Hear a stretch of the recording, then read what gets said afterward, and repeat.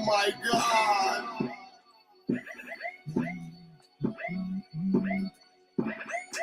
We're back, just like MM.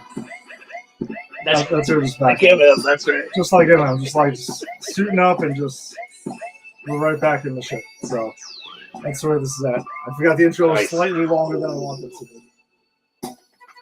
Because this, my friends, is Method Man and Redman the Rockwiler, which was part of the boys this week. So thanks for joining us. If you're joining, as always, welcome to Granny's Peach Tea, episode 231 for those who are counting on this wonderful Sunday evening. We are both in New York City. But yeah, thanks for joining us as always. If you're joining us on the Facebook live stream, or if you're joining us on YouTube, or wherever you found your audio on the podcast, we always appreciate the support. And look, it looked like it was getting bleeped out there for a second. But yes, that's what we're inspired by the boys this week, which will be an interesting episode to discuss. But yeah, we got a lot to talk about here this evening. We got two trailers that dropped this week. We got Clayface. We got Spider-Noir. And we also got Invincible, which had a season 4 finale, which was a big deal. We also got The Boys, like I said, episode 4 of season 5, and Daredevil Born Again, season 2, episode 6. So, lots to get, much to do. Much to do, as the Kingpin would say. But I'm Ed, and with me as always is Jason. Jason, what's up? What's going on? Hey, Ed, good to see you. Good to be here. I have to say, since seeing Invincible, I think I have hallucinated Thrag killing my loved ones over 70 times. Oh, my God. Wait, Ed, behind you. Oh, what's going on? Is that Thrag? Did he just put his fist through your guts? Is he taking your innards out like it's rope that he's about to tie a horse up with? It was never subtle, right? Either, right? It was always pretty extreme. Yeah. Not a complaint, but I just thought it'd be fun to open up with a little teaser what we're going to be talking about. But yeah, happy Sunday, everyone. We're here. It's almost summer. April is going away. May is coming. That means for teachers, a beautiful thing is on the horizon. Summer break. Yeah, that is that. Well, also just the fact that it's just getting warmer. It's hopefully getting warmer here in New York City. Hopefully, well, I'm hoping we've hit our last false spring, because New York is like, it's 70, it's 20, it's 80, it's 50. Like you get like 6 false springs before you actually get summer, because we don't have spring in New York. Well, the funny thing is that I think sometimes in the spring in New York, we get winter morning, spring afternoon, summer for a couple of hours, and then all of a sudden it's back to winter or spring again. You don't really know what it's going to happen. No, that's true. I mean, this is like, I leave my house early because I teach high school, so I got to be there early.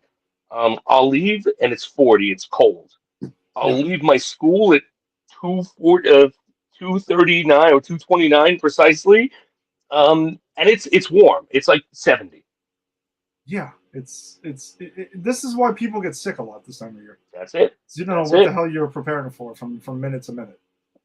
But all right, so we also have a lot of stuff that we're going to keep you on your toes with. Maybe not quite as much as the weather in New York City. But we did get 2 trailers that I was certainly not expecting at all, especially the first one, because I completely forgot that Clayface is coming out this year. That's crazy. Right? It was just completely not on the radar. And I thought to myself, I'm like, man, DC Studios has 2 movies with Supergirl and Clayface, which are complete polar opposites. And then Lanterns is coming out this year, the series, right? There's a lot of stuff going on. And I would imagine, I think we're getting Creature Commandos at the end of the year, season 2. Oh, okay. That's cool. Yeah, so there's a lot going down here. But now, speaking of Creature Commandos and Clayface, that's the same Clayface that's in this movie, right? Like that character of Clayface that we saw in Creature Commandos? It's supposed to be connected, so okay. I'm going to assume yes. That is the guy. So then let's get that trailer up here so we could watch it because Jason has not seen this trailer yet. Or you saw I part of it, purpose maybe? I saw part of it, and I think they like when I watched one of the shows for this show we're watching, and it was like to see the whole trailer, look it up, and I'm like, Oh, nah, it's one of those. yeah. Okay. Oh, there you go. That's a way to start a trailer. All right, let's watch this together then, shall we?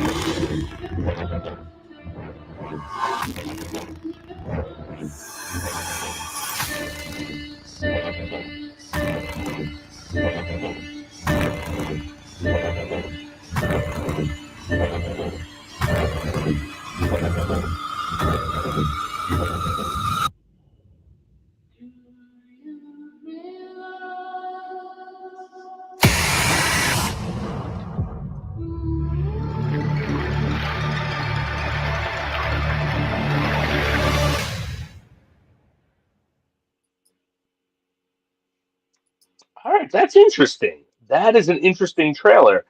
Um, I I didn't realize, and I don't know if this is the movie because I don't know anything about the movie, or if Did it's you realize? I'm sorry. that's okay, or it's just the way the trailer was cut. But is this going to be a horror movie? Yeah, to my understanding, they're going with a full horror movie here. Yeah. All right, that's cool. I dig that. That's interesting. Set in Gotham City, because we did see the Gotham police and all that, so it's definitely there. And I We know did. James Gunn came out and said this film takes place before Superman and Superman in Okay. the timeline of theirs. So I'm assuming that was for some reasons too, but I think it's interesting that you're going with introducing a member or a prominent member of the Batman's Rogues Gallery prior, even though we got a glimpse of Batman for 2 seconds in Creature Commandos, but not Oh, right. live action quite just yet. So I think that's an interesting choice here. And I have absolutely no idea if he's showing up in this movie or not. I would imagine not. I kind of hope he doesn't, to be honest. I want Batman to premiere in a way that befits the Batman, but I also think it's interesting to explore things like this. Like Clay, yeah, why does it always have to be a superhero origin? Give us the villain origin. That's it. That's interesting. That's a fresh take on this genre. Focus on the villain. Give us a genre piece of horror. I mean, you can always fold them into the Bat family or the Bat shenanigans later. But for right now, yeah, just give us a standalone Clayface movie, this is kind of what it looks like it is, and I'm here for it. And not Morbius, and not Craven the Hunter, and not Well, Madam all right, Web. but that I'm joking. I know. I no, I already know. know. I have the same. I have the same response to it. Yeah, I mean, those things were made with the understanding that Spider-Man was never going to be used, and they just didn't want to lose the trademark or the rights. Yes. This is James Gunn saying, "Let's take an interesting stab at this." Yeah, and I agree with you 100%. Like DC Studios is off to a great start, right? Because they do have a couple of projects. We've seen, like we said, Creature Commandos, Superman. We're excited about Supergirl. This looks really cool, man. Like this, I'm highly interested in it. I am curious to see, since it is part of a shared universe, how that part's going to work. Same. Into that.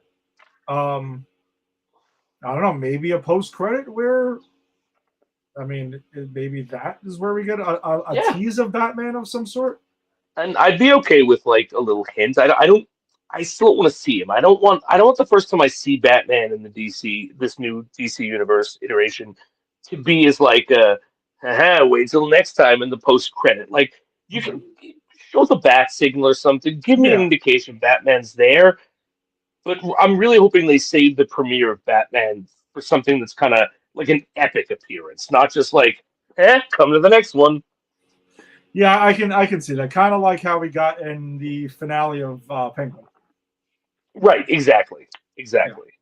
All right. But yeah, no, and on our Facebook page, friend of the show, Ginny, mentioned that she is very excited for this film. It does not No, it's not does not surprising. surprise me. No, I think we pretty much got a read on Ginny's film taste at this point. And we know that this would be something. She also had mentioned, I was trying to pull up his information. So James Watkins is the director of this, and she had mentioned something about that I guess she had seen some of his other work, and I wanted to pull up his IMDb to see what else he did. Oh, I did see Speak No Evil with James McAvoy. So okay, all right, I can. All right, I don't know if I saw that. What was that about? That was when he shoot. How do I say this without spoiling it though? He also did Women in Black. All right, so he has basically mostly horror movie background, so that maybe makes sense of what this guy has done. He invites this family out. Him and his wife invite this family out to talk. Okay. And, Now I remember what. No, I have not seen it. Yeah, and I actually I forgot that fell off my radar. I do want to see that one. I wanted to see that when that was in the theater. Yeah, you should check it out. I've seen it twice now. Okay. And I like it. I definitely enjoyed it. It was a pretty cool little film that they did there. And this is also kind of like a low budget horror movie type thing. Like they didn't spend a shitload of money on Clayface. Like it looks good, but I kind of dig that they are going with something very different here. I do too, and I love that scene, that image where he wipes his face, and that's pretty haunting. The editing, this could be something fun. This could be really good. I think if the superhero genre is going to continue on, it needs to reinvent itself, and I think part of that is sort of heightening what the MCU used to do. I can't say they do it much anymore, but they used to give you genre films, right? Yeah. The heist film, this film, that film, and the space buddy film. But where I think now you can heighten it and you can make it okay. No, we're gonna go. This isn't an action. This isn't like a comic book movie. This is a horror movie with a comic book character, and I think that's an interesting take. Yeah, and it is interesting that James Gunn would go there because he worked for Kevin Feige during that era, and that's always something we have said over the years of why we love the MCU as much as we do, is because they do give you. I mean, I agree with you in the film side of things. They used to do more genre pieces, and I would like to see them get back to that. But that's also why we liked Wonder Man so much, because it was a genre, piece within the with the TV series. So, by the way, I don't know if we mentioned this, but that did officially get picked up for season 2. Oh, good. I'm really hoping that both those. I'm sure Wonder Man himself will come back, but I really hope they get Kingsley back as well, because those two together were dynamic. There's no chance he's not coming back. I don't think. Yeah, there's definitely going to be more Trevor Slattery in our future for sure. Gonna make us be thankful for Iron Man 3 and all the bounty it has given us. Oh boy, how it has come around full circle with this. Yes, for me specifically, yes. And we still haven't discussed that on the show, so that I think at this point that's going to be a really interesting discussion with everything that's changed since the last time we had that discussion because that was the first movie we ever talked about. Yes, on Granny's Peach Tea Volume 1. That's right. Yes, before we came here and we were trying to record it and put it out there on our own. Yeah.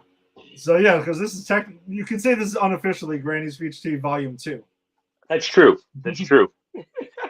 All right. So though we did get another trailer, kind of out of left field last week, for another interesting entry into the superhero comic book genre, we'll say, and also by a studio we just mentioned that kind of did drop the ball on such things previously, but I'm very curious to see how they're going to pull it off this time. We got a new trailer for Spider-Noir last night, which comes out next month, by the way. That's quick. I didn't realize. Yeah, at the end of next month. So I'm pretty super excited about it. But let's check out what we got here, because there's definitely a lot more than we got last time. Every mystery forms a complex web. But pull the right strand, and it's a straight line to the answer. I'm glowing bright obsidian. Universe trends to disorder. Axolotl amphibian. Monsters on the loose.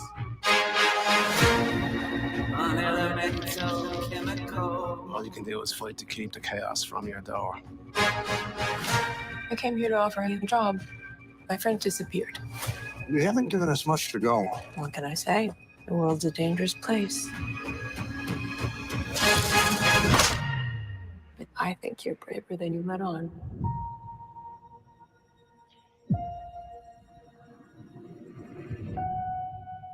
Got me growing 6 black tentacles.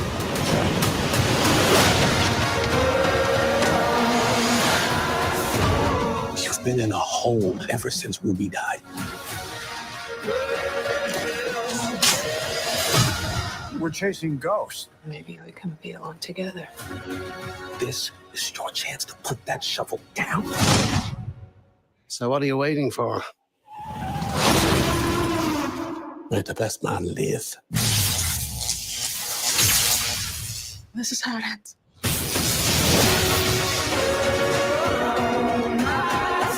The people could use a hero. Fighting is the point. He's the best show in town. What happened to your face? I walked into a door. How many times?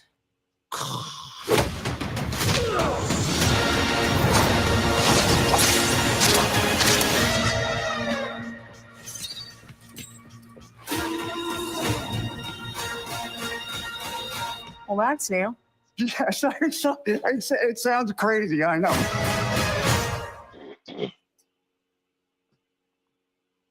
Interesting.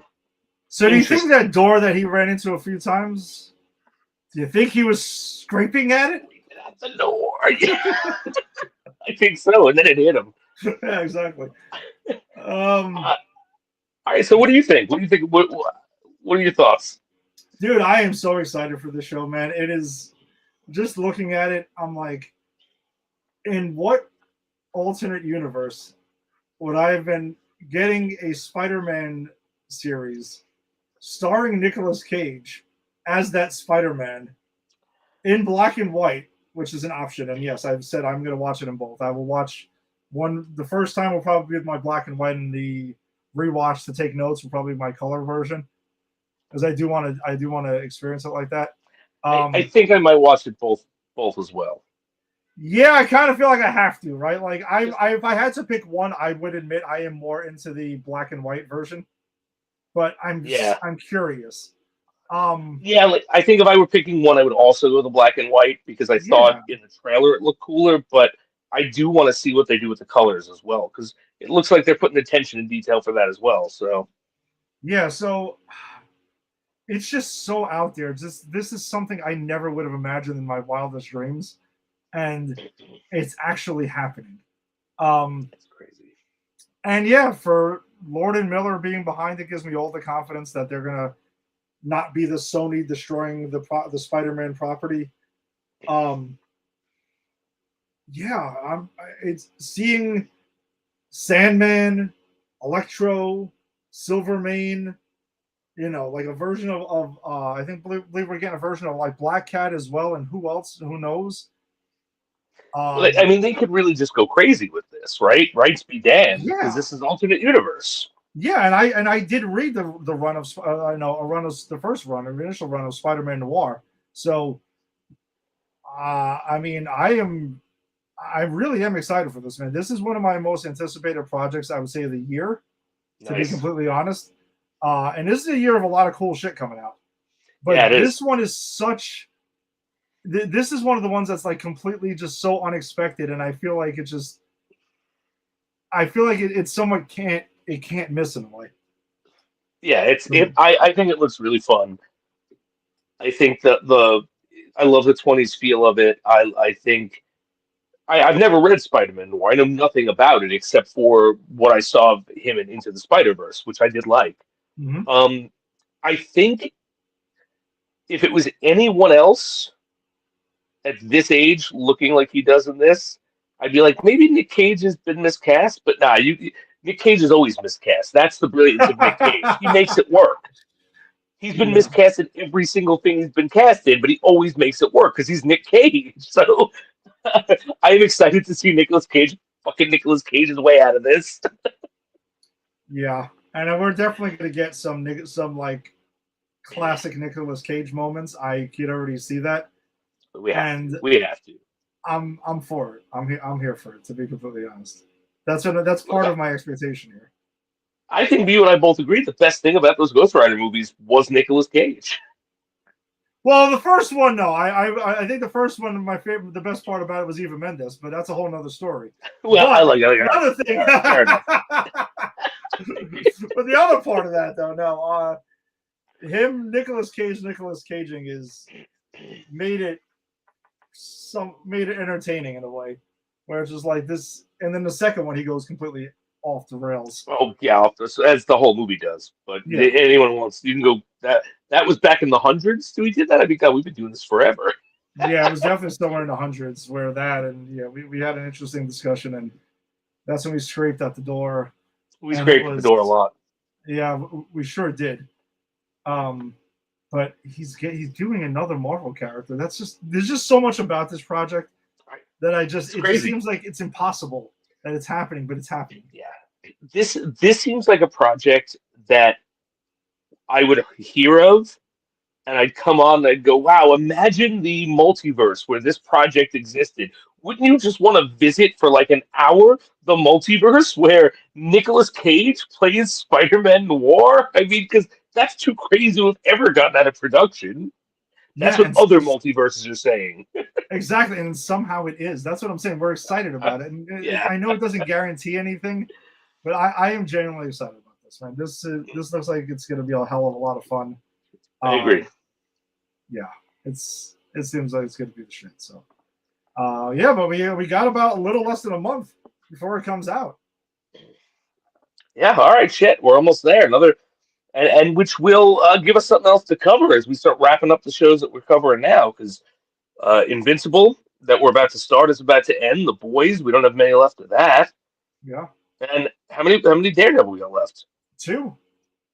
And then we got Punisher. Remember, we got this Marvel special presentation Punisher. You're right. After that. Right. Fun.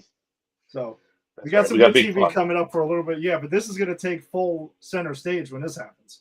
Oh yeah, for sure. Because I don't know when Lanterns is coming out. Actually, I'm pretty sure that's a summer show though. Okay. Oh, and season 2 of X-Men '97 is the summer show. Okay. All right. Cool. So we got some summer stuff to cover. Yeah, exactly. Summer stock. Yeah, coming up. I don't know why that came into my head, but all right. So, as you had mentioned, we do have Invincible season 4, episode 8, which was the season finale. And I'm going to drop that spoiler ticker across the bottom before we get into this. So, I just noticed I spelled spoilers wrong in one of those 600 of them down there, so I'm going to have to fix that before the next episode. I never noticed that before. Spoilers. Spoilers. Yeah, so you've been warned. So if you haven't checked it out, come check us out at another time. We're going to be spoiling the shit out of the rest of the episode. So, kudos to you, Jason, because you fucking nailed what was going to happen with the Viltrumites to the T. So, bravo. Kudos to you, because that was yours. That was not mine. You nailed it to the T in this. And boy, did this episode, for an episode that had 0 action? No, all imagined action. Nothing real. Yes, didn't need any of it. No, and again, that's the beauty of this show. A lesser animated comic book show stops last episode. The big drag-out fight, the destruction of the Viltrum homeworld. What's going to happen? This gives us a whole other episode to deal with the aftermath, the emotional outcome, Mark coming home, Nolan and Mark's mother, and like this whole episode is one emotional beat between the destruction of the Viltrum homeworld and the reveal that they're in Earth. That's all it is, and I don't say that belittling it. I think it's brilliant. Yeah, it is. It absolutely is. I fully agree with you. I will say this, and I know it was, getting like steam on social media. This is the best season of Invincible. Yeah, it's hard. Like, yes, I agree, but the others have been so good. I do need to go back, and I said this when it ends proper. I'm gonna go back and rewatch it, and if we're still doing the show, which I'm sure we will be, when it ends proper, I will give a recap of the whole of like how it is to watch it, binge watching it. But I agree with you. As of now, yeah, I think this is the best season of it because they've really leaned into the emotional beats without sacrificing the energy and the action. Yeah, and Robert Kirkman came out this week and also said his plan. I mean, they have a greenlit season 5. They don't have anything technically greenlit past that, but the show's doing so well, I would be surprised. It'd be pretty shocking if it wasn't. But he said he plans on doing Invincible for somewhere between 7 and 9 seasons. Oh, I'm sure that's what he's got material-wise from the books, right? Yeah, because he did the comic book, so I mean, he's also doing this. So yeah, he has the material for it. So we're at the midway point about. I'm here for it. I hope they give it its whole run. I'd love to see this whole comic book run in animated form. Yeah, I agree. So go ahead, take us. Where do you want to start? All right, so let's start with Mark, right? Okay.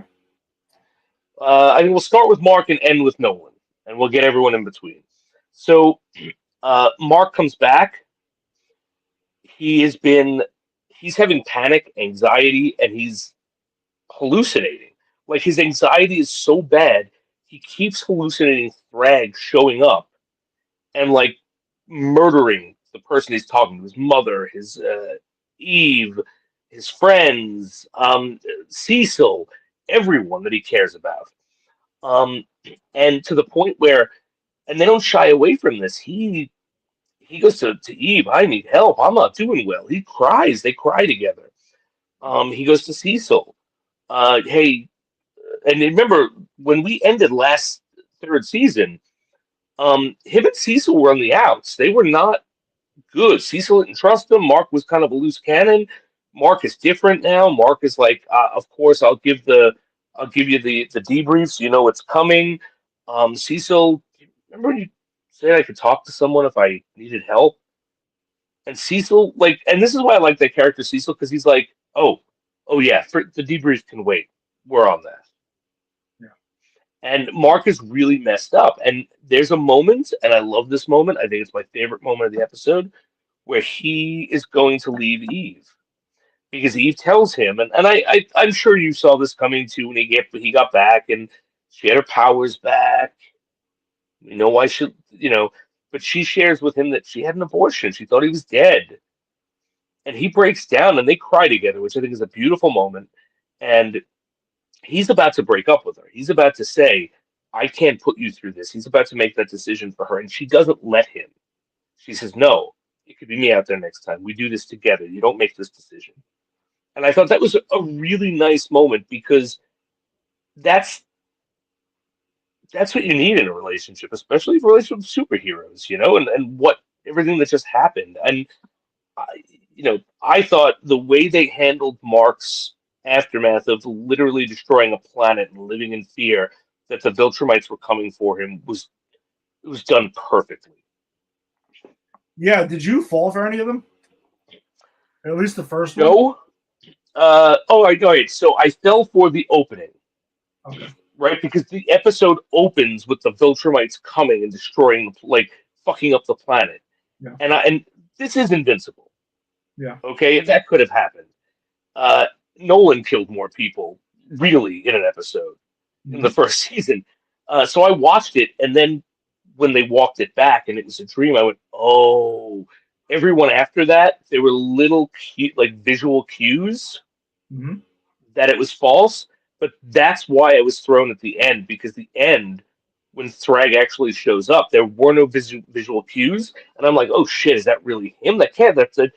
And then it was, and then we get told what the plan is, which we'll get to. I don't want to jump ahead because I want you to sort of weigh in on Mark's journey as well. Yeah, I think Mark's journey is pretty heavy in this, man. Like he especially like when they're on their way back to Earth, and him and Nolan are just there contemplating things, and Tech Jacket's speaking to them, and basically sort of saying random shit just to see if they're not paying attention. But then as soon as they get the word, oh, we just entered Earth's galaxy, suddenly they are paying attention, they can hear everything. So it just tells you like how much it shows you really how much it's weighing on them. Yeah, stuff with Mark and his hallucinations, and I will say fear. It's pretty jarring, but yes, after the first one or two, I was like, all right, so I know where this is going and stuff. But it was still pretty I was amazed of how detailed each one was. Mark is imagining this, so he's imagining the absolute worst. I mean, the one where I think it's Cecil, or it's his mother, when you see the eyeball literally just burst and pop out of the freaking head. Like, oh no, I think it was the mother, because he rips his mother's head off. Yeah, like it's just vile what Mark is imagining, and I understand why. So that's crazy. I knew it was Thrag at the end immediately, just because I'm like, they're not going to keep doing this. They're not going to beat this horse to death that many times. And the stuff with him and Eve, that's really some heavy stuff. So heavy. And yeah, it is interesting though. Like he sees Eve, they have their, they get it on like immediately there. And yeah, because he's back from his journey, he's just whatever. He just kind of like gives in immediately, like there's no thought. And yeah, you find out from her. She's like, yeah, like I haven't had time to kind of like take care of myself and yada yada. I mean, well, I'm like, all right. And I like that his response is, I don't care, I love you. Yeah, exactly. And he's that. And also at that point, we don't know. She hasn't said that she. No, right. Now, I did think for 2 seconds, I'm like, all right, Mark. I think if something was there, you would have noticed it. A little bit. And he didn't. So that's why I was like, oh, okay. Yeah. I kind of clocked. I clocked that. And I was surprised that this animated series went full abortion. Like the word is used, it is discussed, it's not judged or moralized. Actually, Mark has said, and I've said it himself, not at her, because he says, I did this. I put you through this. I left you alone and made you feel that I was gone. I can't. What were you supposed to do? And I thought that was interesting too. Like he wasn't mad that I didn't have the choice, which is what you see a lot when it comes to this issue. But it was I did this because I didn't prioritize you. Yeah, and that was kudos for them for going there with that. I mean, it's agreed. Again, like you said, you don't see that a lot in a lot of shows, and anyone's writing it like that. So I thought that was pretty interesting. I agree. So yeah, I think that's kind of all right. So yeah, I think that's it with Mark. I think we can take a little trip to Cecil. Before the end. I think we'll get to the end and we'll do our character beats, and then our last character will be Thrag, because we'll get to actually what the Viltrumites are up to.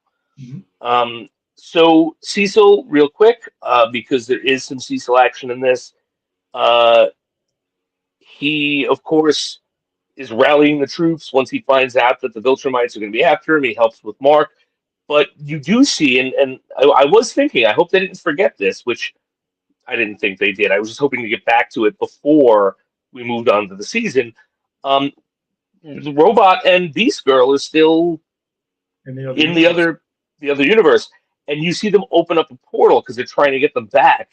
Mm-hmm. And it lets out this, like, eldritch creature of old with tentacles that starts getting them. And Cecil's like, to his second in command, turn off the machine. And you see him looking at it like he doesn't know what to do, and he puts his fist through it.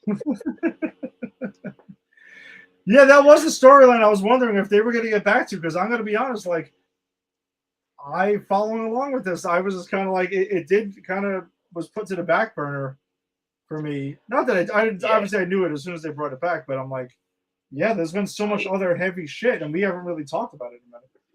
And that's the thing, like, I'm okay because this is a comic book series and this is so close to the comic. I have no doubt that in season 5, it has this heavily goes into that, right? Yeah. Because the Viltrumites, I don't think and we'll get to it, but I don't think the Viltrumites are going to be the antagonist issue as they once were after this episode. And so I think maybe the next antagonist issue is these creatures, and that's why they're there. So I don't know, but I do have faith in the show that it will be resolved in an intelligent manner. Absolutely. Agreed. And then Cecil has a nice moment with Nolan. Nolan's on his self-discovery quest, and he's there. Nolan is there looking at the place he nearly killed Mark. And Cecil comes and says, "You shouldn't have come here." And he says, "What, the planet or this place?" And he goes, "Both." Yeah. And Nolan's like, I'm trying. Doesn't that count for something? And this show, Cecil goes, "I see you're trying, and it counts for something, but it doesn't mean it's enough." Yeah.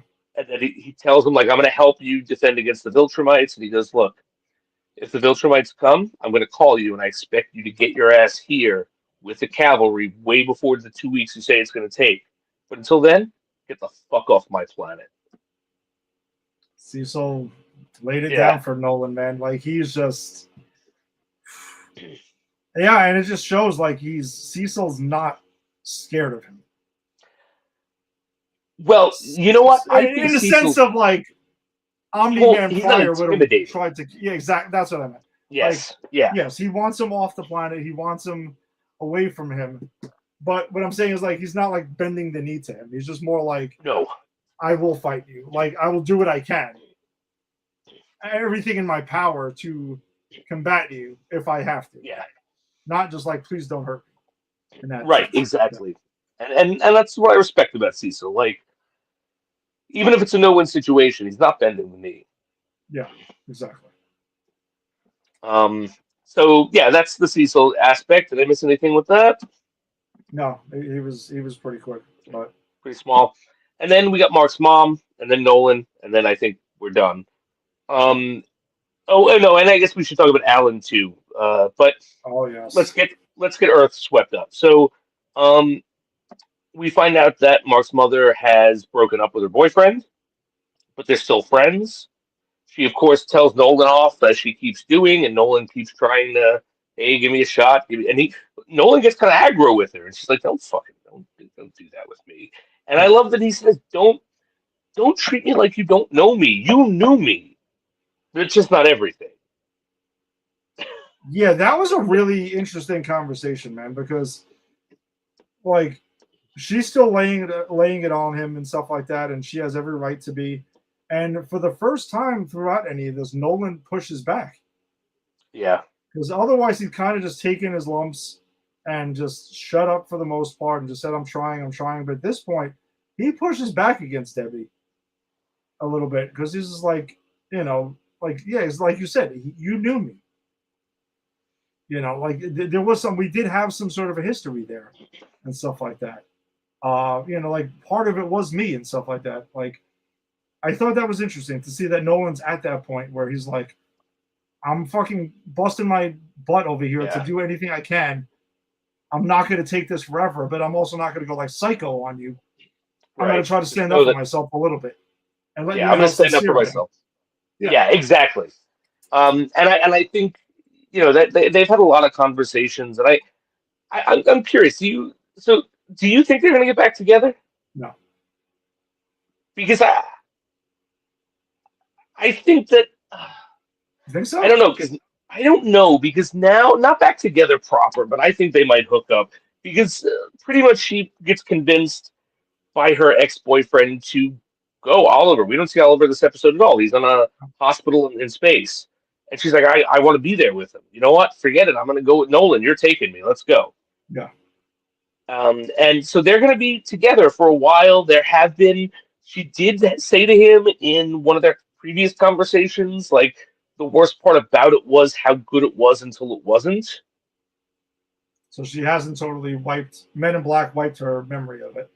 Yeah, and I think I think she's angry, and I think she hates him, but I also think part of her still loves him, and this show is smart enough to, I think, explore that dynamic really intelligently if they choose to.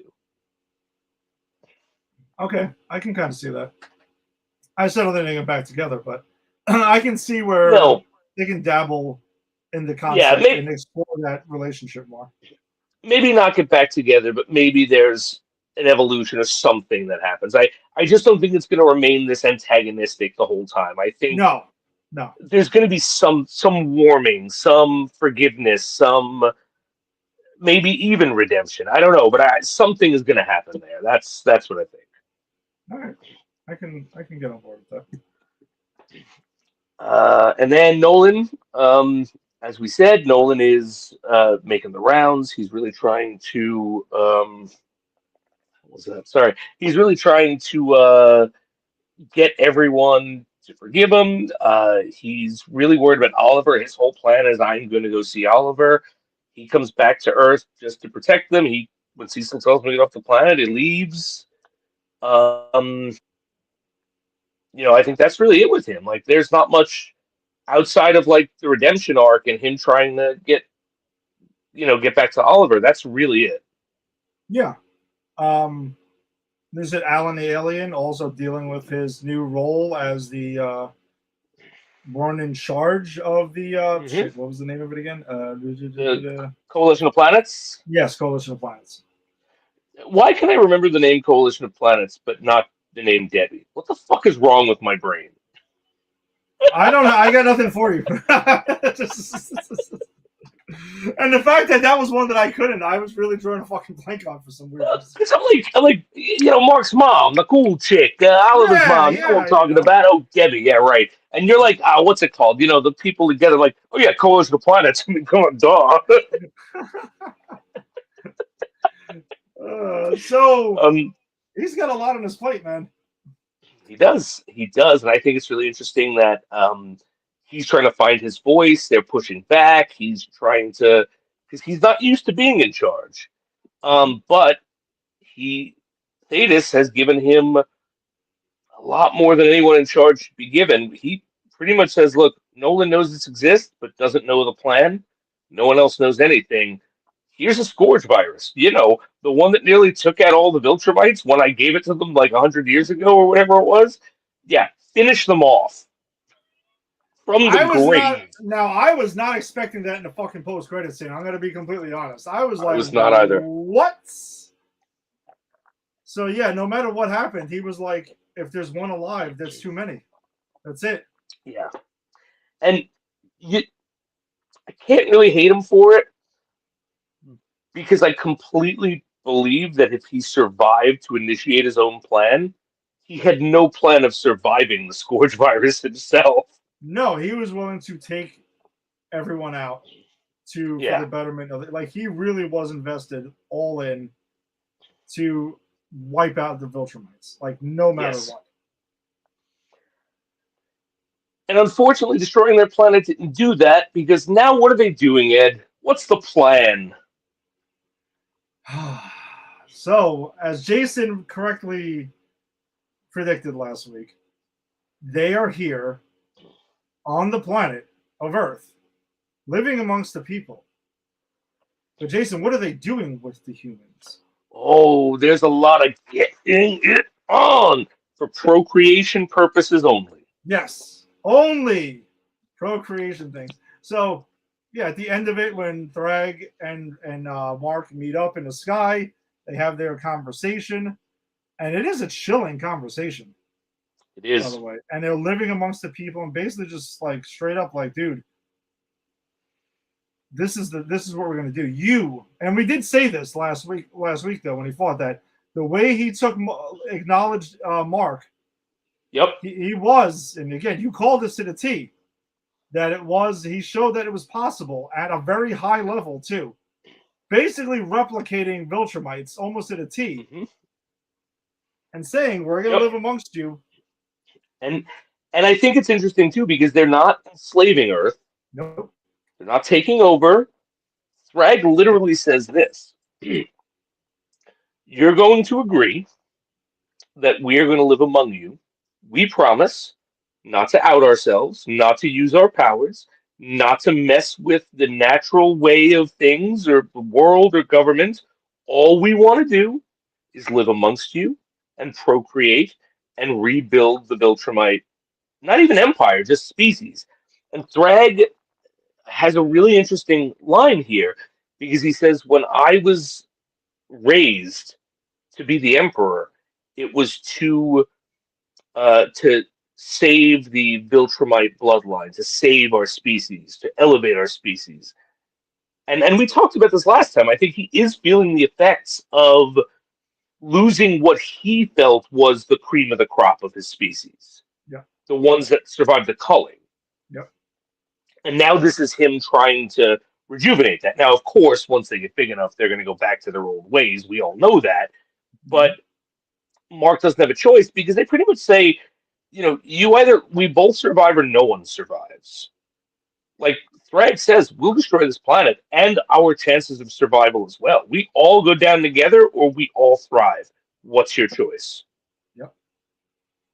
And Mark doesn't want to. He fucking keeps saying no, no, no. But in the end, he's got to agree because there is no choice. Well, because he also says thinking about his mother and Eve and everyone else. And it's like he's he's got too much to lose. And he knows, like, it's not just them. They will destroy that planet. They will take every human being down, and there's nothing any of them could do. 40 Viltrumites? Yep. There's nothing anyone on the planet can do. There's nothing anyone in the coalition can do. Nothing to be done. And the fact that Thrag is like, look, you won't see us again. We're getting in there. Yep. And I think, but that's the interesting part, because I wasn't 100% right. I thought there was going to be some enslavement involved. I didn't realize it was going to be, we're going to live among you and sort of grow from within. That, I think, is even more interesting than what I posited. Yeah, and I think it's also... Shit, what was that? Damn, I lost my train of thought. So, yeah, it is wild, too, when they show the Viltrumites living amongst... You got... was it Crag or whatever his name is with the eye patch thing? He's got thinking of a girl and and stuff, and he's picking up a girl up on a motorcycle, and they're just kind of like all just chilling and doing their whole thing. It is wild, but that's what it was. Because when Mark says throughout the episode, and people ask, "Did you win?" He says, "Yeah, kind of, yeah, not really. Like we destroyed the home world, we had them on the run." But now he's ultimately, in the end, this resulted to you. They've got you by the balls more than ever, actually. Yeah. And it's what Cecil says. Cecil said, "Doesn't sound like you won. It sounded like you kicked a hornet's nest and ran." Exactly.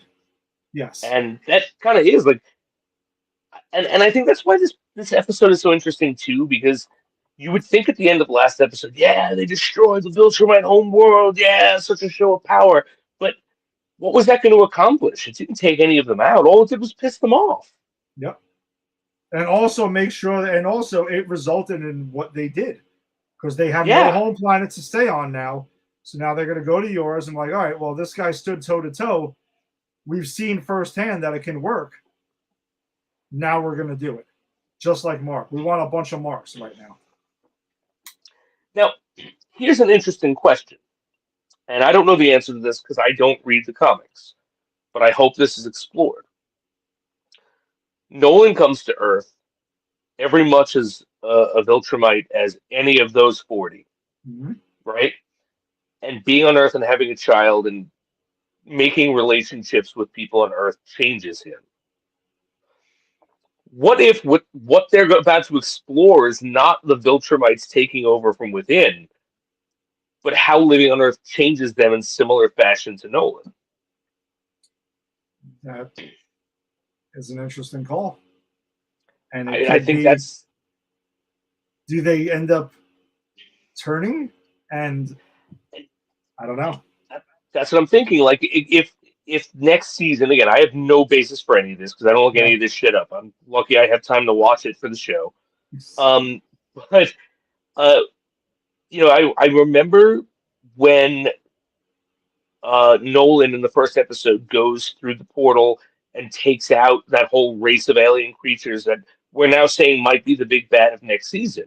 Mm-hmm. I think it'd be kind of interesting if the Viltrum might step up at some point during that, like an invasion in a similar way Nolan did.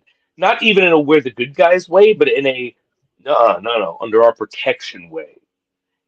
And then it starts to change because I think it didn't happen overnight with Nolan, but clearly he was changed as a creature, as a person.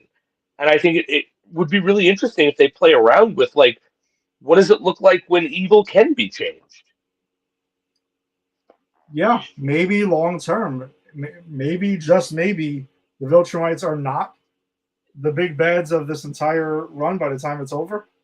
Right. I mean, who knows? I mean, well, Robert Kirkman knows. People who read the book know. Lots of people do, but I don't. I need to do one. So, and I want to keep it that way, honestly, until the release this is Same. over. Same. Yeah, listen, kudos to them. Great season, phenomenal season. This show literally is getting better each season. So you can't say that about a lot of shows, and this is definitely one of them that is improving every single time. So can't wait for season 5, man, for next year around this time.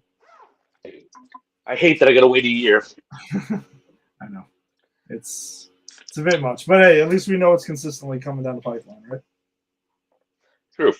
Yeah.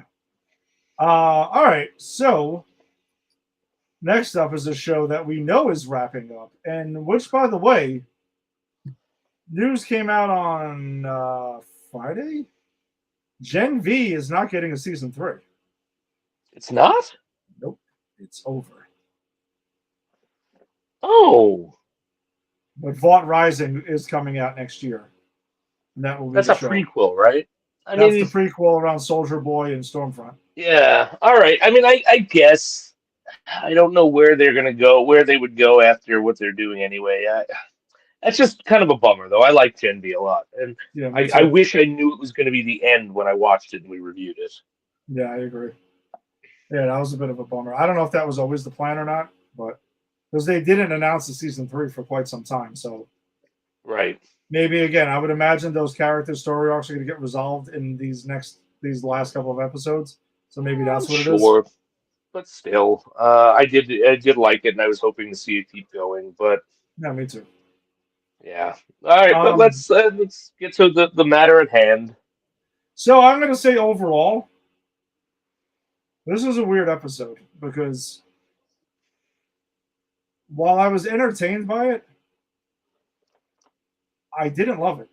I kind of felt like the overall final season's story arc didn't really get advanced at all in any way, shape, or form. And it was kind of like a random side quest filler episode. And again, not saying it wasn't entertaining, because filler episodes can be entertaining. I'm just saying, like, I remember at the end of this episode being like, all right, so we did this stuff. Funny moments were had, right, as always, and like quirky stuff and shit like that. There's plenty to talk about here, but I still like the V1 is still in the same situation. We're still in place.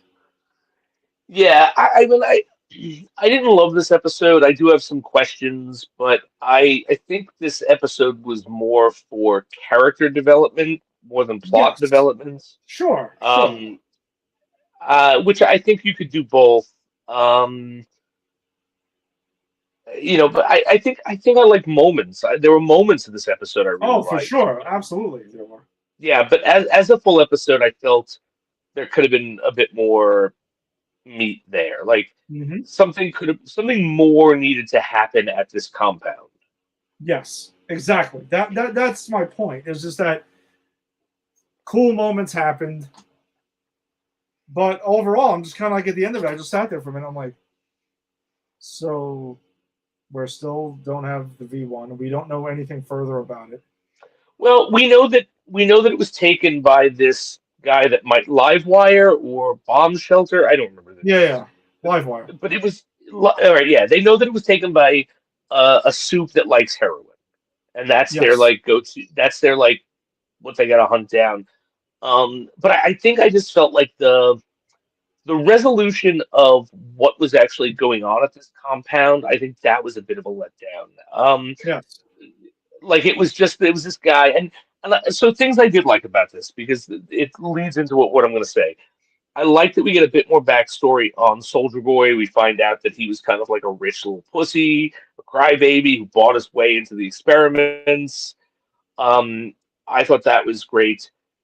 We find out that what's causing everyone in this compound to be angry and kill each other is a guy that he got shot up with V1 with, who's just been trapped here in the root and emanating this anger forever.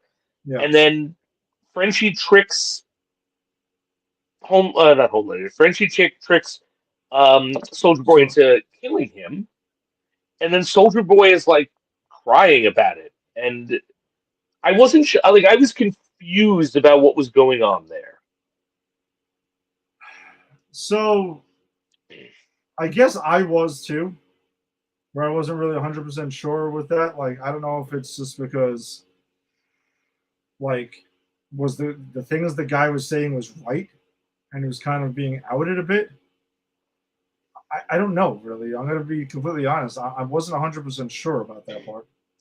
And then there is this moment because we're jumping around. So he comes with Homelander to this base to find the V1. I think it's great how he gets put onto this because it was Sister Sage is like, oh yeah, I just wanted to call you to let you know that. And she gives a bullshit reason to let him know that Homelander is going to look for this, and that tells us that's important because that tells us Sister Sage is now working against Homelander on the down low, right? Yeah, which I kind of, in a weird way, I've kind of always felt that she has been. Yeah, but I think now it's like this is happening. It's like there's no speculation anymore. He goes there, locks Homelander in this radiation room that Soups can't get out of, and says, "Fuck you! I'm gonna go destroy all the V compound because I don't like you." And then, like, did he expect Homelander not to get out? Did he expect that to kill Homelander? Did he expect Homelander to get out? In which case, why was he sitting there going, "Okay, kill me, just do it"? Like, what was the plan there? That's another thing where I think he was just. I think he did fully expect Homelander to get out eventually, but he was just going to torture him a bunch. And again, like you said, buy him some time to find this V1 and destroy it so he can't be truly immortal. And that's it. I also don't know if Homelander can kill Soldier Boy or not. I don't know. Like, that's the part I'm not 100%. Like, what he would have had to do is, like, decapitate Soldier Boy to kill him, because I feel like that is something that will definitely kill. Like, if someone decapitated Homelander somehow. Yeah. I would imagine that would murder him. Like, you know what I mean? Like, you're an immortal to an extent. Like, you don't age. Right. You're super powerful. The virus is not going to kill you. But I don't think you're, like, immortal. Like you said, if you were to find some crazy way to decapitate him, I would imagine, like, what was he going to do? Laser his head off or something like that? I don't know if that would have necessarily happened.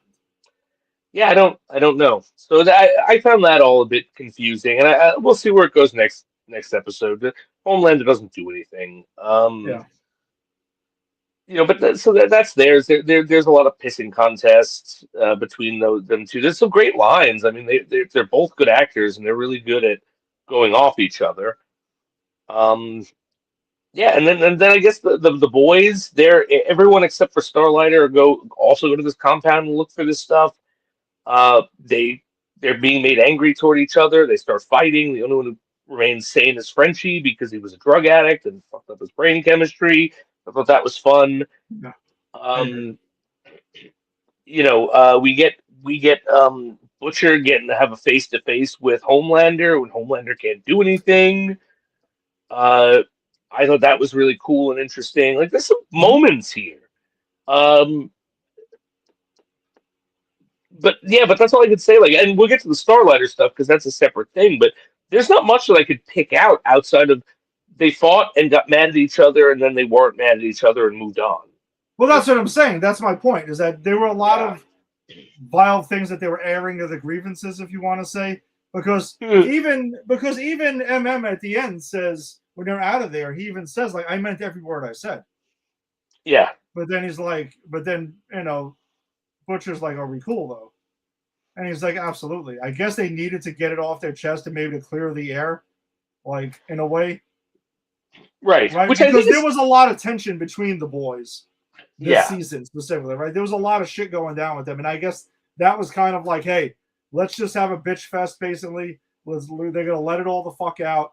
Because even when Huey says at one moment, and Kamiko is a bit shocked by it, he's like, yeah, she can be a real bitch sometimes, talking about Starlight when she's not there. And she's even like, whoa. And at the end of that, though, when she comes back, like, he's happy to see her. So that's what I guess it serves as, is them just ending all this tension they've had. Yeah. Yeah, I just think it could have been done in a... I fully agree with you. Yeah, I'm just trying to find out, like, really what was the point of a lot of it. And that was what I got from it. And even the Homelander, there's just more of Soldier Boy pouring onto Homelander about how he's a disappointment and how much he hates him, and this is all stuff like it's not like he didn't know this before the thing starts. Homelander again is the one who kind of has also some like obvious growth here, because he starts the episode telling Firecracker, number one, he smells Soldier Boy on fucking Firecracker, and he knows exactly what happened. Right? She gives some BS excuse. But then he's getting like, ready for an interview. Yeah, I'm going to get to the point here. And he is like, tells her about the vision, that he was visited from an angel, that he's basically been told he is God. But he needs to get the word out. And he knows that that's her thing. Like, she's the influence. But Jason, her reaction in that scene when he's telling her all this shit, she does by the way, the actress does a phenomenal job communicating this through her facial expression. Like, she's fucking mortified. Like, what the fuck did I just do? The acting of that actress, I swear that woman, she'd give her more roles, because she conveys this. She's smiling, but it's a fake, terrified smile. Yeah. Now, that's really hard to fake. Mm-hmm. And yeah, you're right. The way she conveys it, oh my god, it's brilliant. And and this is what's the funny part is, she's so afraid of him. By the end of this, she's fully committed. Yep. She is coming up. She comes up with the way they're going to package him as God, and she's all for it. And we find out, I forget her name, but the woman who's got the thing in her head now, who's married to the priest. Wow. Not Leslie. Lila?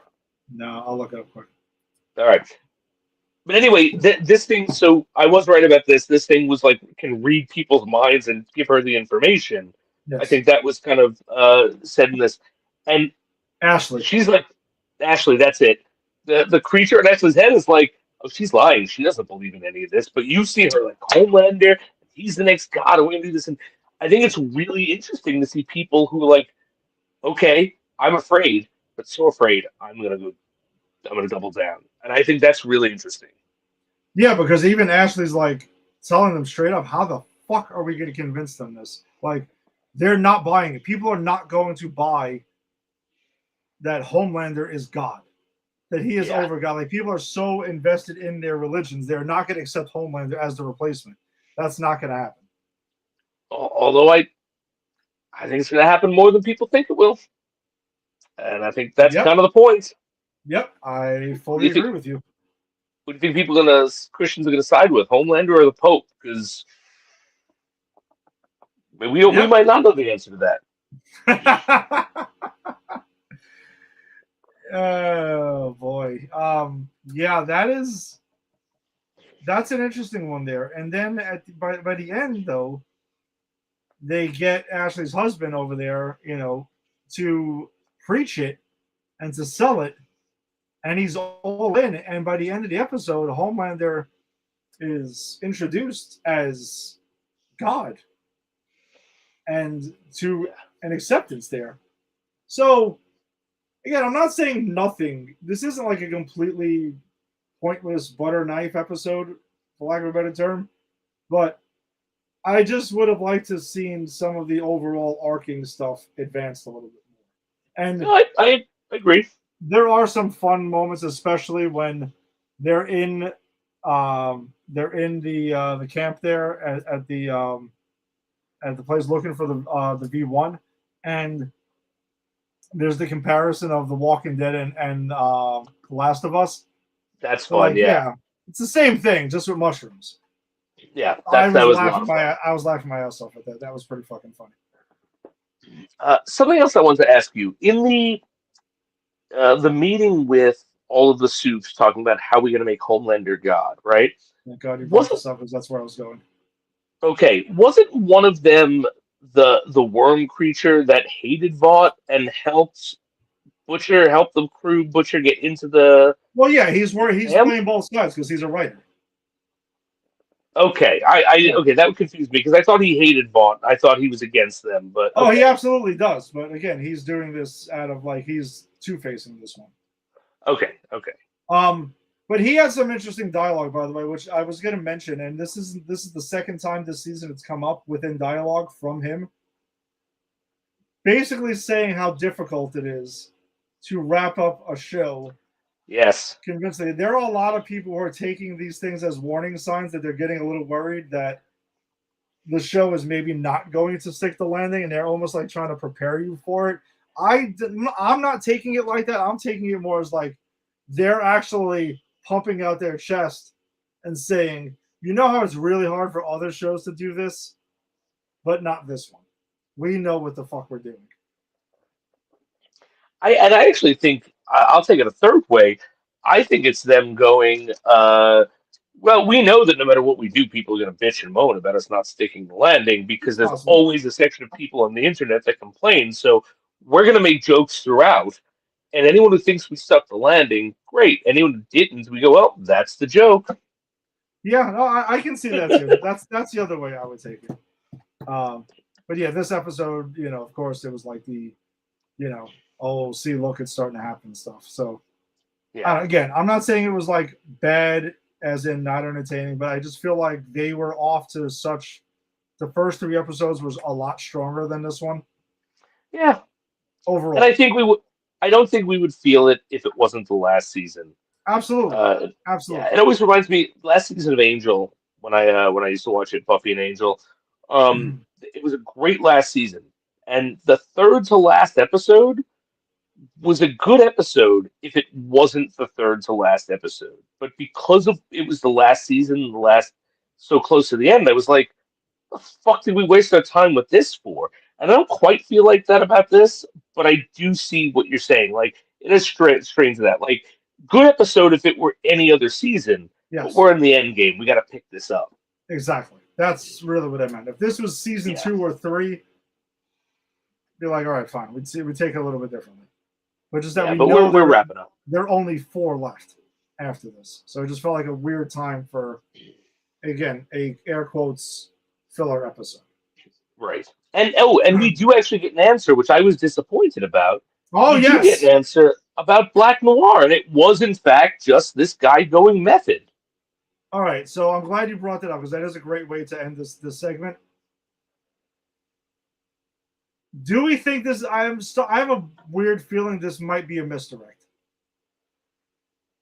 Okay. Because I just feel like I have a hard time buying that they're going to say that the Deep is correct on something like this. That he was actually right the whole time. Because he's such a fucking nitwit. And I'm starting to wonder though, like, is somebody else also Black Noir? Oh, so like sometimes it's this guy and sometimes it's not? Yeah, maybe. Or Okay. ready for this? Hold on, you ready? Oh shit, what's her name from Gen V? The girl who controls people and stuff. Oh, you're asking the wrong person. The blonde, Ah! cracked skull. Yes, I yes. I will have it. Oh, Kate Kate. Dunlop. All right. What if Kate's playing games with him? I still feel like this is the way that the Gen V crew gets involved in this. Okay, I like that idea. That's interesting. Like she's kind of controlling him at times. Yeah, something like that. Maybe not necessarily a straight swap or something like that. I don't know. Or again, I just feel like there's more to this. They gave us so much to chew on to direct us that it's not Noir, then to just reveal that it is him and he's just going full method. And again, kudos to the show for getting me to flip back and forth on this. Yeah. Because then on the other hand, maybe that was the misdirect and they were playing games with us beforehand. Yeah, I don't know. I don't know. I'm But gonna stand by. I'm gonna make a choice though. okay. I'm gonna say that this is a misdirect. Okay. All I right. think this is a misdirect. I like it. What do you think? I'd like it to be a misdirect. I don't know. Yeah, if it's not, I'm gonna be kind of pissed. Yeah, like I don't see, and it's just because I don't see it doesn't mean it's not there. But I'm just saying I don't see I don't see what it's trying to misdirect me from, which I guess is the point. But Yeah. usually I'm good at seeing those things. So either this has pulled one over on me, or it's screwed up. So let's see. And you know what? I hope it pulled one over on me. I want this to do well. I love this show. No, me too. Me too. All right, so we'll see what happens with episode 5. They kind of like, in our opinion, like get fully back on board with this. Yeah, but I mean, look, not a bad episode, just not No. not a good episode for this season. Exactly. A show that is definitely not having that kind of an issue right now is Daredevil Born Again Season 2, Episode 6. Man, this friggin' show, I texted you guys right after I watched it. Yeah. Because I've been staying up for, like, I'm usually, like, watching baseball. And then when the Yankee game ends, I'll walk my dogs. And then I come back and I'm like, no, I'm still staying up. I have to watch Daredevil tonight. Because I can't not do it now. You need to know. I have to know. This episode, man, and when I rewatched it earlier today, this was the thing where I liked it even more the second time around than I did the first. Oh, okay. Cool. I will say that. Chilling opening when we see Fisk at the bedside of Vanessa. Yeah, Vanessa. Which, by the way, just a note that Fisk doesn't actually say one friggin' word in this entire episode until the end. Really? He does not. And it's completely by design. I didn't even clock that. That's awesome. Until he sees Matt in that scene, he doesn't say one word in this entire episode.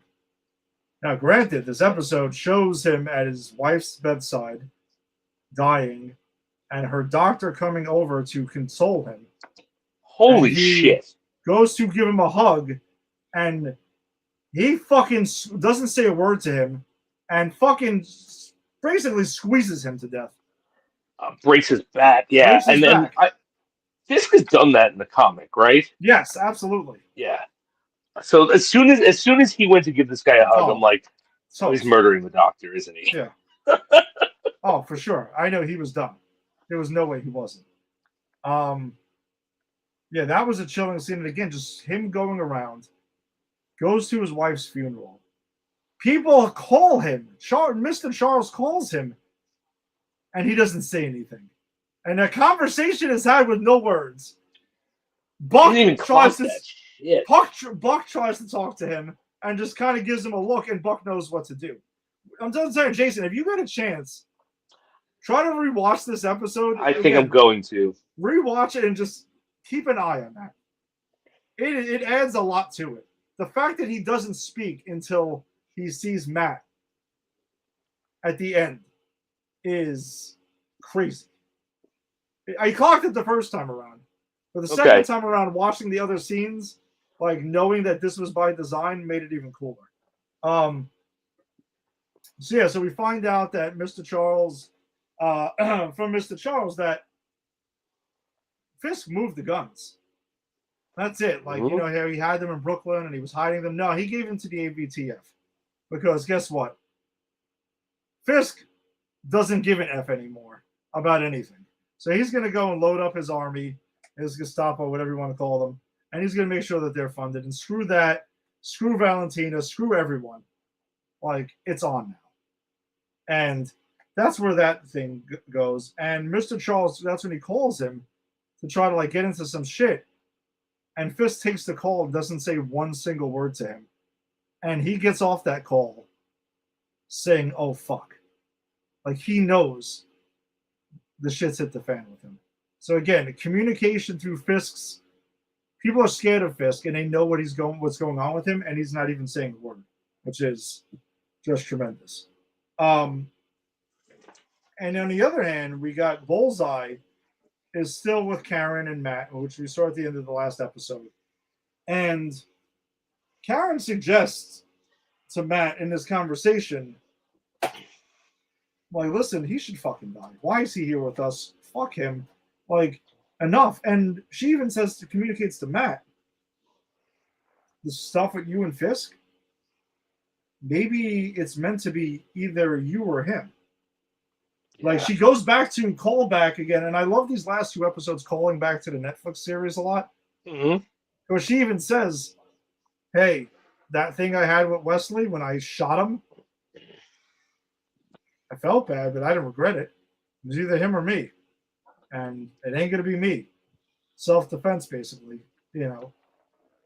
And Matt is still trying to hold on to that. Like, it can't be that way. Because that's what separates them from who they're trying to stop. And Karen ain't buying it, man. She's really not buying it at all. And I think it's interesting to note that, you know, Karen is thinking more like Frank Castle. Yep. Absolutely. You know, and I think that's where they're going with this. Like, she was on that Frank Castle show, right? Like, yep. I wouldn't be surprised if she shows up in this new Frank Castle show. You know, I think that's kind of what they're doing here, right? They're setting up that Frank Castle Daredevil border, but with someone that he really loves. Yeah.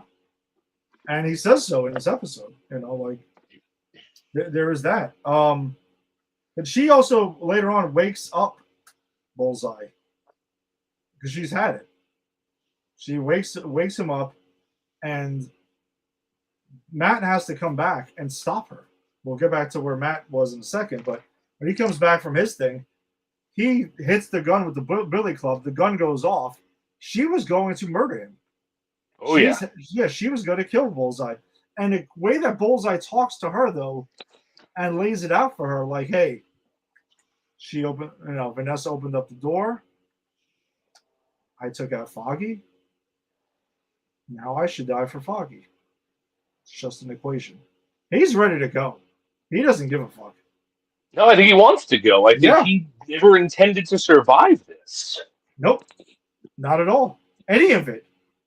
He's just... No. Yeah. In his mind, he was going to walk in, kill Fisk, be taken out, getting out. He didn't kill Fisk because something he couldn't foresee, Vanessa. But then also survived it, which he didn't want. No. A lot of things, yeah. And yeah, so that stops there, but then it also gets into this thing where, like, Karen and Matt get into it, and she tells Matt, hey, you know what happened to me? I grew up. And kind of leaves. And that's where that kind of leaves off until later on, where Karen gets involved with the Resistance at the end. Because the Resistance is doing a kind of like protest reveal type situation in front of City Hall at the end, which really gets things excuse me, off the rails. Yeah, no, I thought it was really interesting too, because you get a shot of all the anti-vigilante task force, and you see the one who was helping them, and you see like the guy who's in charge, the real evil one, and right away he's taking a shine to him. Oh, come sit with me, let's go. You're like, oh no, he knows, but he uses it strategically because they want an excuse to fucking open fire on these peaceful protesters. Yep. And so he goes to him as the protesters there. He leans in, he goes, I know it was you fucking rat. And he like stabs him or shoots him or whatever. And then he goes, look at what they just did, open fire. And even his own people are like, what did you just do? Well, he calls him, by the way. I love the way he does call him, though, because he tells him, you Fredo fuck. That's it. It was you Fredo fuck. It wasn't you fucking rat. You Fredo fuck. That's even better. I do love that line. And then he shoots him. You're right. Then it causes them to open fire, and all hell breaks outside of City Hall there. But before we get into, though, we find out where Matt was earlier in the episode when he returns to Karen to stop her from murdering Bullseye. Jessica Jones has officially returned and made her appearance, and actually is officially in the MCU. Now, yes, we see her in the beginning where Valentina sends her goons, right? And Mr. Charles' goons like after her, and they throw like this grenade-like thing in her house, and her daughter picks it up, and it's beeping and beeping, and she goes outside and she's beating the shit out of them in the background. And awesome. She comes back and grabs the grenade and is like, "Yeah, that's not a toy. I'm sorry, Daniela." Oh man, you know that when she showed up, I was like, oh my god, that I went crazy. I've been wanting this moment in the MCU for so long. Yeah, now she's like officially part of the MCU now. But she takes that and she goes and she decides she calls in the thing and meets up with Daredevil on the rooftop, and they have a very important conversation here, I think, because they're across from where the AVTF has the weapons now, and we kind of catch up with her. Like it's been a while. We know that like she has a daughter who looks like we know who her father is. I was going to ask you about that. Yeah, the father, Luke Cage, is 100% back in the picture. Yep. But interesting to note, though, is that she says that that Charles came around looking for people, superpowered people, for Valentina. She told them to go fuck off, but Luke did it. Because when I understand, Luke is on a mission for Mr. Charles right now. Like, he's kind of playing ball with them a little bit. Yeah, so that's going to be interesting. I'm sure it's going to tie into when he comes back. Yeah, exactly. But their daughter in the comics, Daniela Cage, in one of the multiverse, and I don't think they're doing it here, but it's worth noting, she ends up becoming Captain America. What? Yes. Luke Cage and Jessica Jones' daughter, who was introduced in this episode, again, in a multiverse story, becomes Captain America. Not in the 616, but so it's just worth noting that she's powered, and I mean, if she's Jessica Jones and Luke Cage put together. Oh my god. Yeah. Strong and invincible. Exactly. So pretty wild there. But Jessica also mentions to Matt that since the childbirth, her powers are kind of going in and out. And we see that. We do see that. Yeah, we do see that in a fight there. So they do bust it up. They go in there and she's like, hey, you want to cause some trouble? Like, I'm pissed. I'm ready to go. They came after my fucking family directly and threw a fucking grenade in my house that my daughter had in her hand.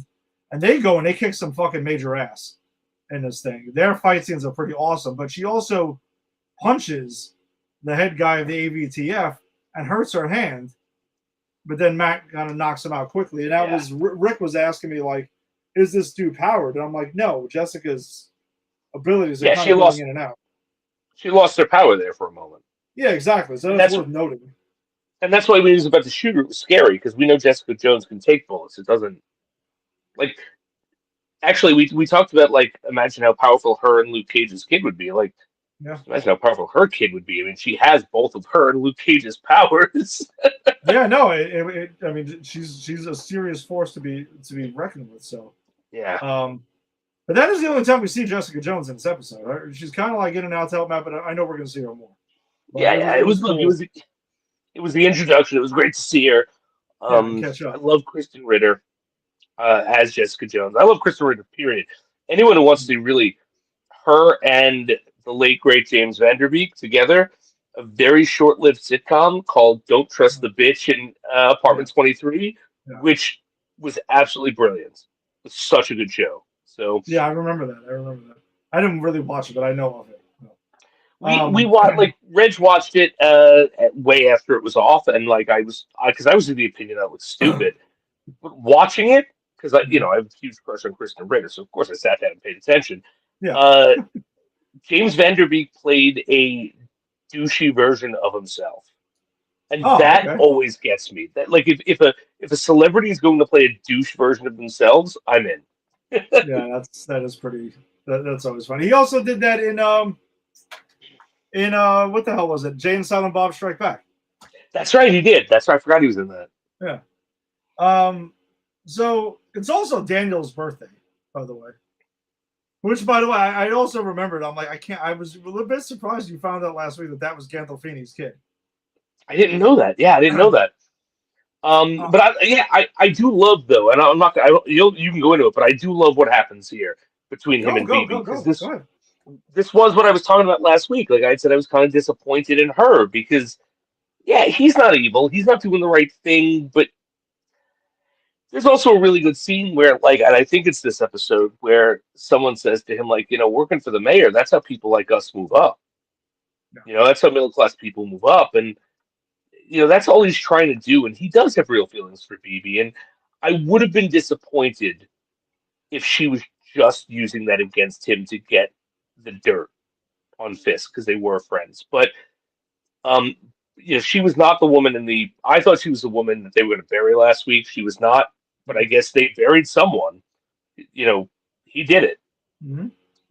Made his dad proud, I'm sure.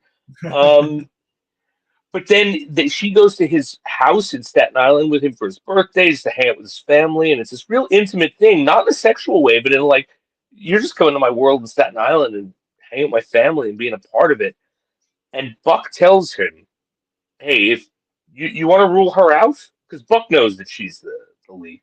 Yeah. You want to rule her out, feed her something. See if it surfaces. And he does. He feeds her that Fisk is not going to run for a second term. And she's very, very close to tweeting it out and goes, and this is what I liked. She went, you know what? Because he specifically said, this is between us. Please do not share this. He made it clear that this is I'm telling you this because of my feelings for you. Mm-hmm. And she decides not to do anything with it, which I like that. I thought that was a really nice moment. Yeah, because she's at his house. They sing happy birthday, yada, yada, meets the mother. All of that. She goes to his room. She sees like he's a real person. He's a genuine person that's trying to like, just like you said, he's just trying to get ahead in a way. And she deletes it. She's like, no, I'm going to do that. And then she goes, they're about to have a moment. Like she's going to kiss him. Yes. Before he kind of just was like, no. Like, he wanted that. But like she finds that chip in her pocket, because he does go through her jacket because he's very suspicious of her as well, and he knows this, and he's even like, listen, it's her. Yeah, he's like, listen, I found this. Is this the next video and all this other shit? And he's like, you screwed us. I don't know if I could even protect you at this point. and I think like, that's the interesting. And the shows Buck is calling. Yeah. Like, I'm sorry to interrupt you, but that's the interesting part, because he doesn't go, I hate you, you fucking did this to me. He goes, shit, I knew it was you, and now you've gone too far, and I don't think I can protect you anymore. And I don't know, that I think the fact that they give this kingpin acolyte, this person who really is all invested in the wrongdoings of Fisk, this humanity. Like he is a real person who's just made bad choices. Mm-hmm. You know what I'm saying? I think that's really smart. It's easy to villainize people like him, but Fisk is the villain. He's also a victim. Yep, he is, and we'll see because I mean, all you show is that Buck is calling, and that's it, and he's already kind of like terrified. Yeah, yeah, and he's afraid Buck knows. I'm sure he knows Buck knows. Now he knows for sure. Yeah. Also involving Buck, his lady friend Heather has a scene here that she's in Vanessa's room, kind of looking at things, and she starts having a whole head turn thing moment, and then Buck walks in. I'm just gonna say, like, she's dealing with some trauma here with Muse again and all of that, and even to the Yeah, point that's where right. she's talking to Buck about it, and Buck allows her to try to like show him exactly and reenact what he did to her, and she does start choking Buck, and she's having like flashes of Muse. So I will say, she's going full Muse. Yeah, Yeah, that's happening. we talked about that. Yeah, that's happening. That's happening. So yeah, there's no question about it. She's definitely kind of going out there with this, and she's gonna just pick up the mantle. Yeah, And I agree. That's gonna be something to see. So we were saying is yeah, like now we can go jump to City Hall at the end, where all hell breaks loose once the informant, you want to say, from the AVTF is shot right there. That battle starts, but then we get on the inside where Fisk goes down to look at the White Rabbit in the snowstorm painting, and he's there looking at it because he still hasn't said anything. And all we see is a silhouette of horns, and that's when he first speaks. He's like, Right at the end of the episode. I'm not surprised to see you here, Matthew. And your impression is getting better and better every week. it's getting good, right? Thank you. I'm trying. It's in the chest. Is where you got. That's good. I'm impressed. So he basically just tells him, like, Daredevil goes to talk to him, and he speaks to him, and is like, listen, what if we never met? Like, our whole thing, this battle, it's taking a lot from us. We said it was about New York at one point. I don't think that's really the case. I think we could agree on that. And he goes, I'm never going to stop. You're never going to stop because we don't know how. What if I left and you leave? And if that's how this ends? Because it's not going to end any other way. And I thought, what an interesting thing. It was. That was it. I mean, this to me, this was the scene. Like, this was it.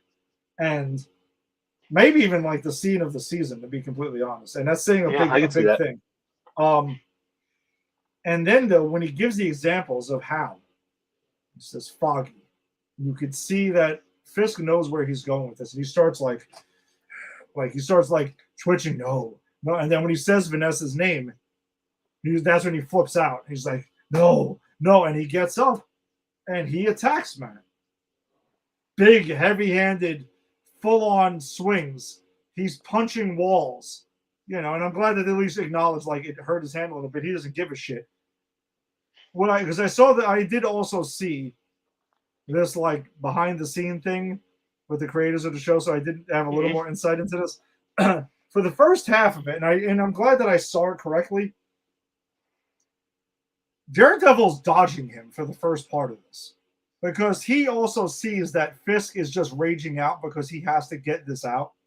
Mm-hmm. He's acknowledging that to Fisk's humanity that he just lost his world, and he's lashing out on him. He acknowledges that, but then once he catches him and hits him, Matt knows like he needs to defend himself, and at that point, and he's just like, is this what you want? Matt asks him, "Is this what you want?"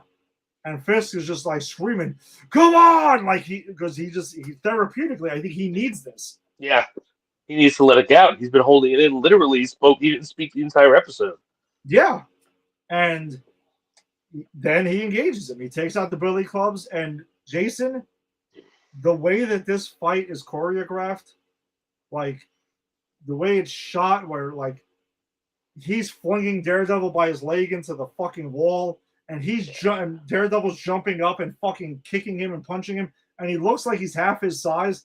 This was straight out of a fucking comic book Kingpin Daredevil fight, which I thought this was chef's kiss. Like this was phenomenal. And I even said a couple episodes ago, the Bullseye Daredevil fight was the same way. This was even elevated for me. Like this was awesome. This was so incredible, the way that this fight played out. Yeah, I know. I agree. It looked great. And as you said, like watching them, like this hulking mass manhandling Daredevil's with the billy clubs. And you're right. Like it did feel like we're watching a real live comic book right here. Yeah, it was so fucking cool, man. I absolutely adored it. And at the end of it, though, right, like he tells him, and I'll get to his arrest me. You cannot kill me. You won't. And then Daredevil he acknowledges it. He takes a minute and then he leaves because he knows he's right. Yeah. He can't like that. This is basically he has to find another way. It's the line he won't cross. Yeah, he has to find another way, which ties in perfectly to his conversation with Karen, with Bullseye earlier in the episode. We'll go ahead. It would be interesting, and I don't think this is going to happen. I don't even think it should happen, but it'd be interesting if this season ends with Karen killing Kingpin. Right? Because if Karen is taking on the Punisher-like ethics of it all, and Matt is the Daredevil ethics, and we know how that plays out between them. I don't know. I'm not saying I think it will or should happen, but it would be interesting if it did. It would be very interesting if it did. If that's where this all added up to. I fully agree. But speaking of Karen, though, and this is why I texted you guys after. So back to that fight, because that whole fight in front of City Hall between the AVTF and the rebellion, there it's going on. It's in the street and everything like that. And then we see that New White Tiger's friend gets hurt and gets injured and is down, and Karen goes to help him, loses her wig, but then is busted red-handed by the top officer in the AVTF, has her at gunpoint. It's like Karen fucking Page. Cliffhanger. End of episode. Yep. That's where I was like, no! I felt like Fisk. No! Yeah, what a good episode. Oh my god, dude. This, man, it's just every week, man. Every fucking week. And look, again, I'll give Marvel kudos for putting their pride aside, taking what was worked and what was good pre-MCU and just making it MCU, because I don't think we would have loved a Daredevil version if it didn't harken back to that Netflix show. I think we would have liked it, but I think we always would have been thinking, even if we got Charlie Cox and Kingpin, D'Onofrio, I think we'd have been like, yeah, they were really good, but it's missing something. And I think this season, and I think we might have even said that a bit in the first season, because it was a retrofit. But this season isn't missing anything. This season, it feels like a continuation of that first show, and that's what it needs to be, and that's what it's doing perfectly. Yeah, no, like I said, season 1 walked a little bit, so season 2 can run, and boy, is it running! It's absolutely fucking awesome. I cannot wait till Tuesday night to stay up and watch it, and then watch it again. I really can't. Like it's fucking sick, man. It's an amazing show. Yeah. So even though, listen, we're still eating well. Even though the boys we finished our appetizer. Yeah, we finished our appetizer. The main course is almost over. But we still have a sumptuous dessert left for a bit, right? Exactly. And we're gonna get other meals too. Like with Spider-Man Noir and Punisher. So, we still got more. But well, listen, then that does it for us this week. Thank you, as always, for checking us out here. If you're checking us out on Facebook, be sure to check out the Granny's Peach Cheese Facebook group, where we share a bunch of stories and other posters and trailers that don't quite make the show all the time. So check us out there. Check out popculturepros.com, because that's who we are presented by, and also their Facebook group. If you're checking us out on YouTube, subscribe to Pop Culture Pros and wherever you found your audio-only podcast. We will be back next week talking about Episode 7 of Daredevil Season 2, Episode 5 of Season 5 of The Boys. And Jason, it's movie time. Ooh, what do we got? Because Mortal Kombat! We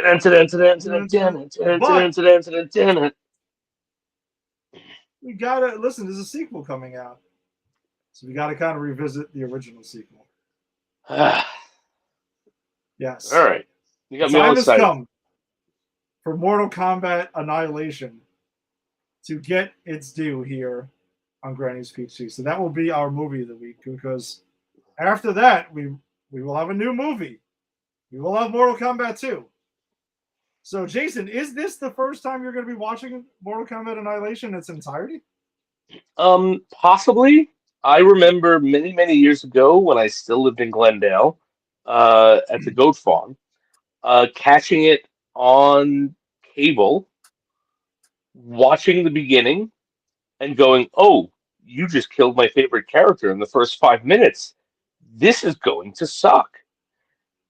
And then I proceeded to get drunk, so I don't remember if I watched the whole thing or not. Oh, well, Jason, one of the greatest lines in movie history is in this movie. Oh no! Along with scraping at the door level, like it's. Oh no! It's there. It's definitely by Sindel, Katana's mother. She has a line in this that is epic. It's so epic. All right, when I watch it this week, I'm gonna take down where I think it could be, and you'll tell me if I got it right on the next episode. Yes, it is. Oh, by the way, before we sign off, today's Alien Day. Is it? Yeah. Happy Alien Day, Jason, because we wrapped up that not too long ago. I guess Happy Alien Day. God, there's a day for everything. When is Predator Day? When is Alien AVP Day? I don't know. I'll try to find it, and we will acknowledge it. Well, Happy Alien Day. May the xenomorph be with you. Yeah, exactly. Sure. Game over, man. Game over. See you next week. Peace.